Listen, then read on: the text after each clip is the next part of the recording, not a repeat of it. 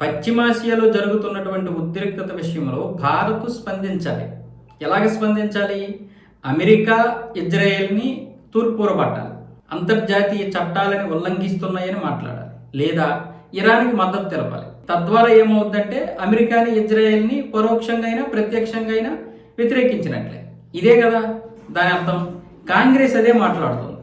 రాహుల్ గాంధీ, ఖర్గే, జైరామ్ రమేష్, సోనియా గాంధీ, మిగతా నాయకులందరూ కూడా నరేంద్ర మోదీని విమర్శిస్తున్నారు. ఈ విధంగా స్పందించాలి. కేంద్ర ప్రభుత్వం స్పందన ఏది?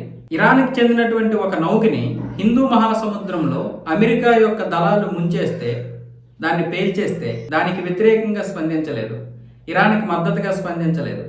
మరి భారత్ యొక్క వైపరీత్యం ఏంటి, భారత్ యొక్క విధి విధానాలు ఏంటి తెలియాలి కదా. ఇంతకుముందు ఎప్పుడు ఇలాంటి పరిస్థితి రాలేదు. ఇప్పుడే నరేంద్ర మోదీ ఈ 10 సంవత్సరాలుగా నోరు మెదపడం లేదు. ముఖ్యంగా పశ్చిమాసియా అట్టుడికి పోతుంటే నరేంద్ర మోదీ మౌనం దేనికి సంకేతమని రాహుల్ గాంధీ ప్రశ్నిస్తున్నారు.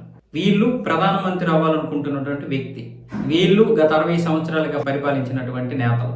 అంటే ఇప్పుడు ఏంటి? ఇరాన్కి మద్దతు తెలపాలి. ఇరాన్కి మద్దతు తెలిపితే అటు ఇజ్రాయెల్కి అమెరికాకి దూరం జరగాలి. తద్వారా నెక్స్ట్ రాబోయేటటువంటి పరిణామాలు భారతదేశం తీవ్రంగా ఎదుర్కొంటే అప్పుడు మళ్ళీ వీళ్ళే వచ్చి ఆ రోజు యుద్ధంలో ఇరాన్కి సపోర్ట్ చేయడం వల్ల ఈరోజు అమెరికా ఇజ్రాయెల్ పొమ్మంటున్నాయి. ఇజ్రాయెల్ ఎప్పటి నుంచో మనకి స్నేహమైనటువంటి దేశం, ఇలాంటి దేశాన్ని వదులుకుంది భారత్ అని మళ్ళీ వీళ్ళే అంటారేమో. అయితే ఒకటి, ఇరాన్కే వీళ్ళ మద్దతు తెలపాలని మొదటి నుంచి వీళ్ళ మనసులో ఉంది. ఎందుకు? అయాతుల్లా అలీ ఖమేనీ చనిపోయినప్పుడు సోనియా గాంధీ, రాహుల్ గాంధీ ఏడ్చిన ఏడుపులు అన్నీ ఎన్నికవు.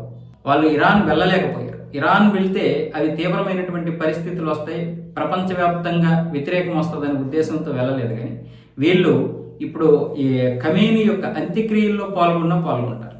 కొంచెమైన దేశం మీద మీరు కేంద్ర ప్రభుత్వాన్ని, బీజేపీని ఎలాగైనా విమర్శించండి, నేను కాదా, అది మీ యొక్క హక్కు ఒక జాతీయ పార్టీగా. కానీ మీకు జాతీయ భావజాలం కొరబడింది చూడు, అది మా దౌర్భాగ్యం. మిమ్మల్ని 60 సంవత్సరాలు మోసాం చూడు, అది మా దౌర్భాగ్యం.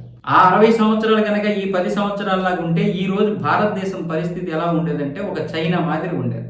మీరు ఒకవైపు ఏమొచ్చేసి ఒక బోటికి భూములు కట్టబెట్టేసి, మరొక వైపు ఏమొచ్చేసి సరిహద్దు దేశాలకి అన్ని అప్పజెప్పేసి దేశాన్ని నాశనం చేసేసారు. చైనాలాగా అభివృద్ధి చెందాలి, అమెరికాలాగా అభివృద్ధి చెందాలంటే ఎలా చెందుతుంది?